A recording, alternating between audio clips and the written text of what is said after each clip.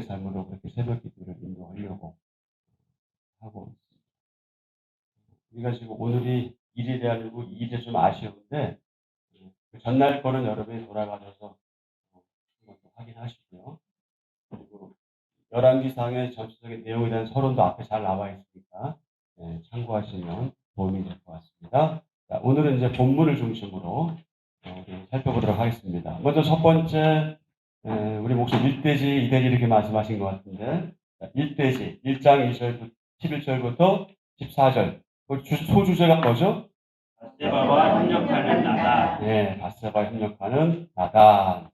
나단은 다윗과 솔로몬 시대에 하나님의 뜻을 전한 선지자다. 솔로몬 탄생할 때, 솔로몬이 태어날 때, 그는 하나님께서 솔로몬을 사랑하신다 하는 것을 다윗에게 전해 주었죠. 자, 그러면 하나님께서 솔로몬을 사랑한 이유가 무엇일까요? 하나님께서 솔로몬을 사랑한 이유. 그것은 여러분이 이미 잘 알고 계신 것처럼, 다윗이 밧세바를 통해 솔로몬을 낳죠. 그런데 다윗과 밧세바의 관계가 어떤지 여러분들은 아시죠? 하나님께서는 무엇을 보신 거냐면, 다윗이 그러한 엄청난 범죄를 저질렀지만 하나님께서 진정으로 회개한 것을 보셨죠. 시편에 보면 침상이 썩을 정도로 회개 눈물을 흘렸다고 하니까 그걸 보시고 하나님께서 용서하시고 사죄로 응답하셨는데 바로 그것이 은혜의 선물이다. 그래서 결국엔 솔로몬이 왕위를 계승하게 된다. 자, 이것에 대해서 사무엘하 12장 24절 25절에 보면 이렇게 말씀이 되어 있잖아요. 다윗이 그의 아내 밧세바를 위로하고 그에게 들어가 그와 동침하였더니 그가 아들을 낳음에 그의 이름을 솔로몬이라 하니라. 그 다음이 중요하죠. 여호와께서 그를 사랑하사 선지자 나단을 보내 그의 이름을 여디디야. 그의 이름을 여디디야 하시니 이는 여호와께서 사랑하셨기 때문이다. 그래서 여디디아의 뜻이 뭐냐? 여호와께 사랑을 입었다. 여호와께서 사랑하셨다. 뭐 이제 이런 뜻이 솔로몬의 다른 이름인 여디디아가 되는 것이죠. 자, 나단은 하나님의 뜻을 바로 세우기 위해서 밧세바에게 아도니아가 왕이 되었음을 전하며 위기를 극복할 대책을 제시합니다. 자, 여기서 잠깐 밧세바에 대해서 우리가 한 번 더 확인하고 넘어가면요. 물론 밧세바는 솔로몬의 어머니인데 여러분 잘 아시는 것처럼 전에 누구의 아내였습니까? 우리야, 햇사람 우리야의 아내였죠. 그런데 어떤 일이 있었어요? 세상에 있어서는 안 될 일이 벌어졌죠. 불륜 관계 이후에 어떤 일이 벌어집니까? 그 첫째 아이가 사망하죠. 너무나 부모로서는 안타까운 일이지만 이제 일종의 죄의 결과로 그렇게 되죠. 하나님의 징계로. 그 후에 이제 이 밧세바는 4명의 아들을 더 낳습니다. 물론 더 있는지는 성경에 기록이 되어 있지 않기 때문에 알 수 없지만 일단 성경에는 4명이 되어 있어요. 시므아, 소박, 나단, 그리고 솔로몬. 이렇게 4명이. 근데 왜 지금 이 시간에 불 사이에서 난 자식들 얘기를 하냐? 이게 중요하기 때문에 그래요. 특히 나단과 솔로몬이 중요한데 여러분 예수 그리스도가 누구의 후손으로 오셨습니까? 아브라함과 다윗으로 오셨잖아요. 근데 이게 너무나 재미있고 너무나 흥미롭고 좀 하나님 성경에 놀라운 것은 솔로몬의 후손은 누구입니까? 요셉이에요. 나단의 후손은 마리아예요. 이게 놀라운 일이죠. 그러니까 하나님의 경륜은 한치의 오차도 없다는 것을 우리는 알 수가 있는데 여기서 더 크고 놀라운 것은 뭐냐? 다윗과 바세바의 분류는 우리가 상상할 수도 없고 상식적으로 있을 수 없는 일인데도 불구하고 그런 사람의 후손을 통해서 메시아 그리스도가 탄생하셨다. 참 하나님이 하시는 일은 신묘막측하고 정말 어떻게 표현할 수가 없다는 것을 우리는 여기서 확인하게 됩니다. 자, 계속 보시죠. 다윗에게 가서 솔로몬이 반드시 왕위에 앉으리라 라고 한 무엇? 다윗의 맹세. 그 다윗의 맹세가 바로 이제 그 다음에 나와요. 우리가 내일 확인할 것인데요. 열왕기상 1장 30절에 나오죠. 자, 그걸 한번 본문을 펴시고 한번 읽어보실까요? 1장 30절. 자, 시작. 열왕기상. 오늘 본문 바로 다음에 나오죠? 네, 1장 30절.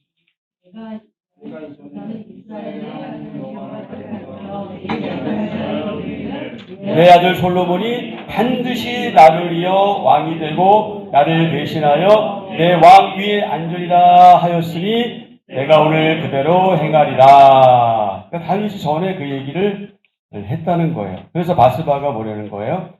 내 아들 솔로몬이 반드시 나를 이어 왕이 되어 내 왕위에 앉으려 하지 아니하셨나이까? 이제 그렇게 13절에서 이제 묻는 것이죠. 자, 바로 이 다윗의 맹세를 상기시키면서 아니 아도니아가 왕의 허락 없이 왕이 되었음을 말하라 이렇게 하는 거죠. 자, 그러면 자신도 뒤에서 돕겠다. 나단은 바세바와 협력하지요. 잘못된 시도를 막고 하나님의 뜻을 실행하기 위해서 무엇이 필요하다? 지혜와 협력이 필요하다.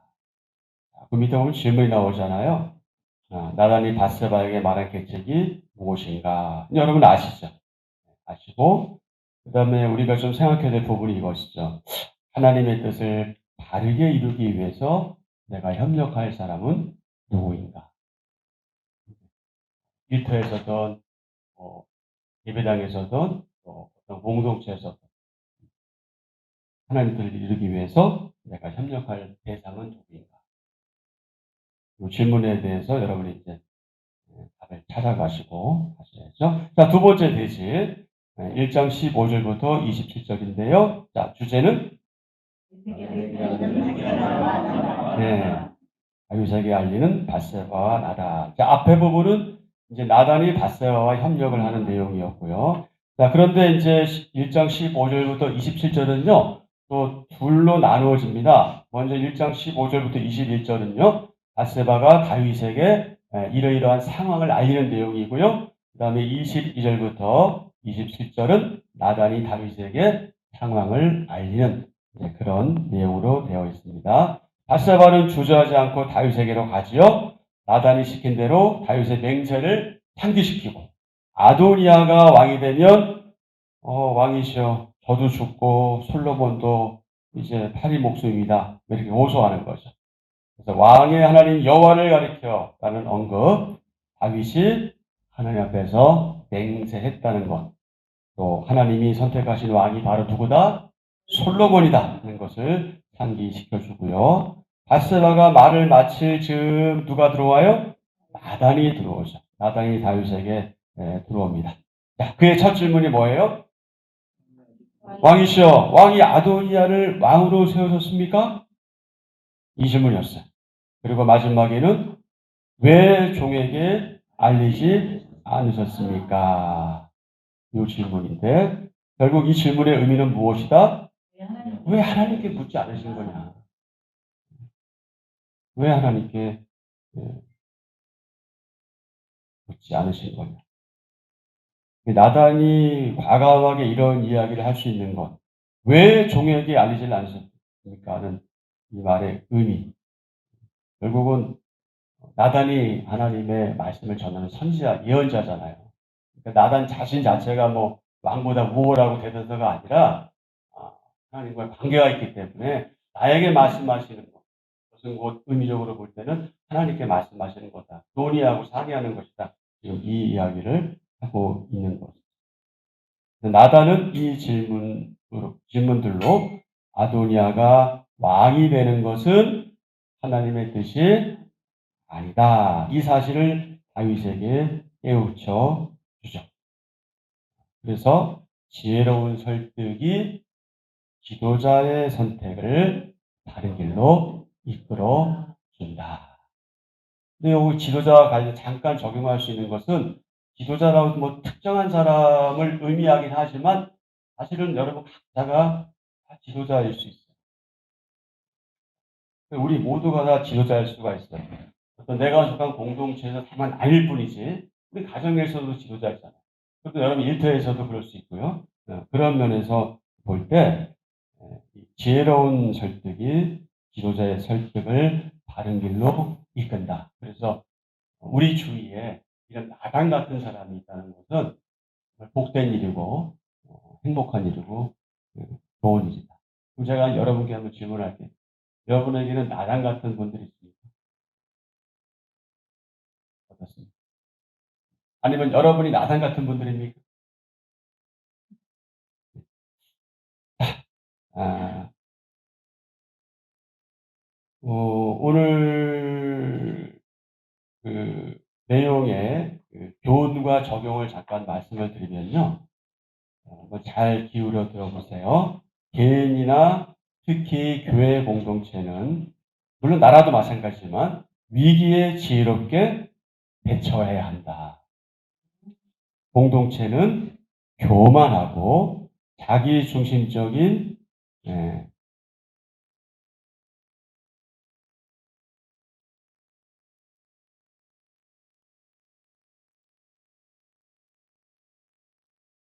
약한 사람들이 있잖아요. 여러분 교만한 사람들은요 사실 약한 사람이에요. 보통 이제 상담 심리사 말할 때는 그 열등감의 발로라고 얘기도 많이 하거든요.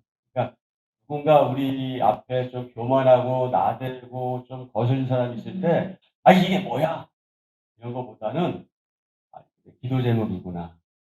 그리고 혹시 내가 다른 사람에게 그런 모습으로 비춰질지도 모르겠구나. 자기를 돌아보면서 오히려 그를 위해서 기도하는 게, 우리가 좀 더 성숙한 태도겠죠. 잘 안 돼서 그렇지. 예. 그래서 이 자기중심적인, 교만하고 자기중심적인 약한 사람들을 통해서 사실은 이제 뜻밖의 위기가 올 수 있어요. 그런 위기가 올 수 있는데, 그럴 때 우리는 뭐 두려워하거나 아니면 막 분노하고 화를 내거나 아니면 상대방을 탓하거나 아니면 이 사건에 대한 어떤 현실을 회피하거나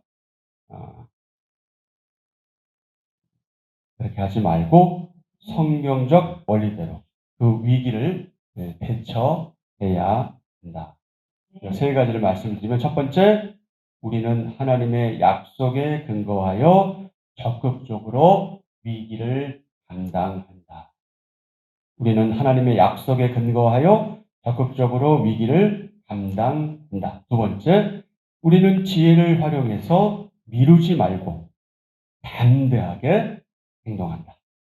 우리는 지혜를 활용해서 미루지 말고 담대하게 행동한다. 세 번째, 우리는 서로 협력하면서 보다 효과적인 방법으로 문제를 해결한다. 우리는 서로 협력하며 보다 효과적인 방법으로 문제를 해결한다. 그렇습니다. 하나님의 사람들은요, 사방이 막히고 우겨싸여 공격당하는 것 같은 마치 풍전등화와 같은 그런 위기 속에서 우리를 하나님께서 인도해 주시고 그 상황에서 이끌어 내신다는 확신을 가져야 하지요. 그러면서 하나님이 주시는 지혜로운 계획, 또 아름다운 말을 그때마다 사용해야 하겠다. 자, 그 한 절 묵상, 그 부분 같이 천천히 보시죠. 자, 시작. 말은 내용만큼 전하는 태도가 중요합니다. 바세바는 자신을 여종이라 겸손히 칭하며 다윗에게 그가 기억할 하나님의 뜻을 말합니다. 하나님은 다윗에 이어 솔로몬을 왕으로 세우겠다고 약속하셨습니다. 아도니아가 스스로 왕이 되려는 상황에서 밧세바는 감정을 앞세우지 않고 침착하게 하나님의 뜻을 전합니다. 합당하고 필요한 말도 좋은 태도라는 그릇에 담고 침착함이라는 포장지로 쌓일 때 듣는 사람에게 유익합니다. 자, 왼쪽에 공동의 기도가 있습니다. 오늘의 기도를 같이 하겠습니다. 하나님, 아무리 세상이 힘이 크고 강해 보여도 하나님의 계획을 이기지 못함을 깨닫습니다. 오늘도 말씀 앞에 나아가 하나님의 뜻을 바로 알고 주저함 없이 행하게 하소서. 모든 것을 아시는 하나님이 약속대로 이루실 것을 기대하며 기도의 자리를 떠나지 않게 하소서. 아멘. 자, 오늘 우리가 함께 또 기도해야 될 내용 몇 가지를 말씀드리고 각자 또 개인 기도하시고 돌아가시면 되겠습니다. 먼저 우리 목사님, 사모님, 뭐 다른 말씀 드리지 않아도 다 아시니까 두 분 위해서 기도해 주시고요. 그리고 또 부족한 저를 위해서 여러분 또 기도 부탁드립니다.